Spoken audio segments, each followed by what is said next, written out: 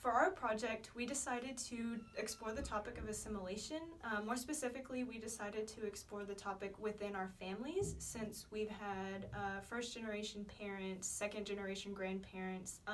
We just wanted to kind of analyze the effects that assimilation has had on our family, but also we decided to compare and contrast that with the effects that it's had on a family that's been here for several generations, and kind of explore how the differences kind of relate to assimilation in America.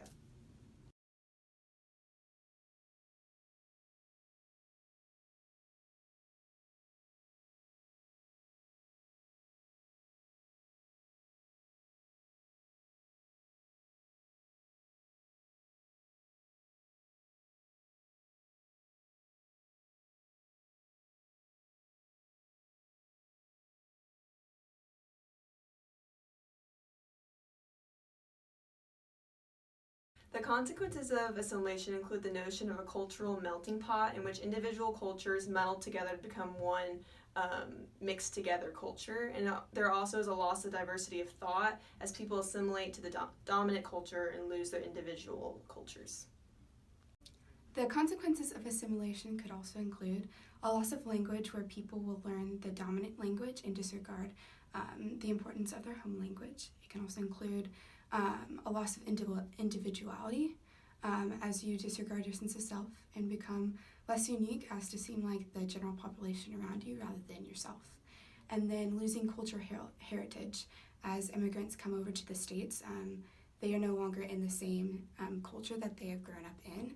And as time goes on, future generations are not educated on their past generations and their past cultural heritage.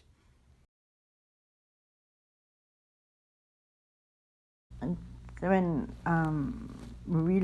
we moved from the city to the suburbs, and I don't know how certain people found out that we were German or what. They would come knock on the door and say some nasty words, and that was kind of scary. and I don't know why they did it, because I sometimes didn't even know the people.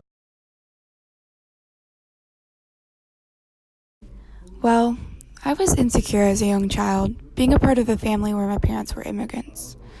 My parents spoke only Italian at home, but all interactions separate from my parents I had in English. It was frustrating at times that I deeply understood the culture of a regular American in New York, yet my father and my mother did not. The pressure I received from my friends to act more like them consequently led me to put the same emphasis on my parents. I felt the need to change my parents and to loathe their known culture, because I wanted to look like those outside of my family rather than my parents themselves. I'd say by the time I was about 17, I had completely lost the Italian language I had grown up learning and started to recognize how extensively I resented my cultural heritage because my parents weren't assimilating in the ways that I had known my entire life. I do know that a lot of times when you were in school, others didn't, like you to speak in Spanish, and so you just didn't speak in Spanish. So that's mainly one of the ones that, if you would say, feel pressure, it was not looked upon, or it was frowned upon if you spoke Spanish in school.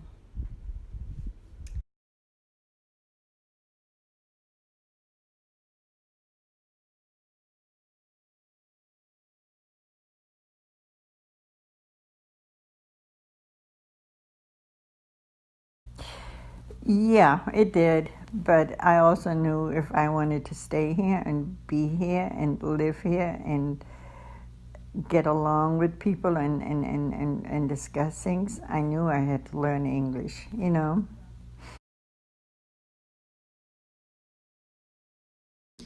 Unfortunately, yes. I constantly felt the need to accommodate my behavior to be more like that of American norms rather than the Italian norms of my immigrant parents. Just like everyone else my age in the 60s, I wanted to be the same as everyone else. My generation was one to look down on individuality and being different was not a good thing. I needed to assimilate and modify my behavior to be more like the normal American in order to be accepted.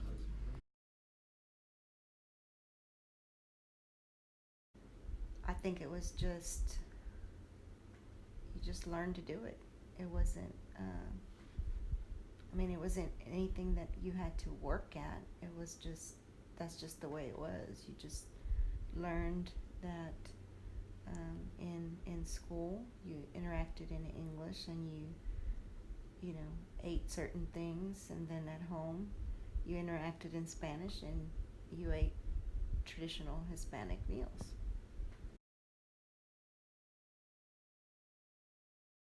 Assimilation affects my family differently because my family has been in the United States since the late 1700s. We just recently found documents that a family member came over in the late 1700s, and so because of that, my family looks extremely different. So my family was all born in different states. So my baby sister and my older sister and I were born in 3 different states, and then my parents were also born in 2 different states, and then each of my grandparents and great-grandparents were born in different states.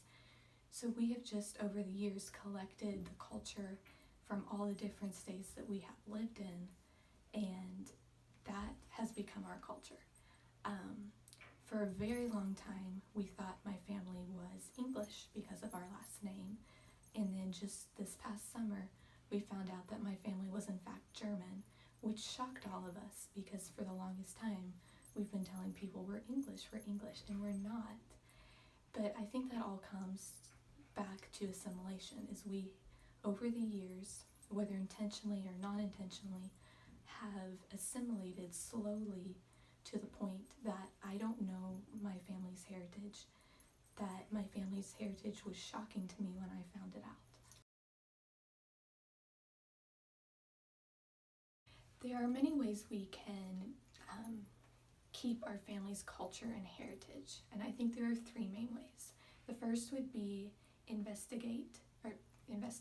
The second is talk to family members, and the third would be to document.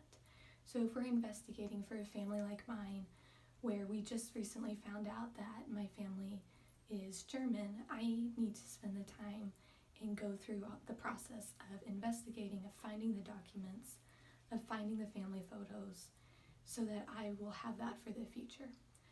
For families who have recently come to the United States, it would be easier for them just to talk to their family members, talk to the grandparents or the great-grandparents who have immigrated, who have felt the pressure to assimilate, and find out how that made them feel, what their thought processes were, and all that kind of stuff.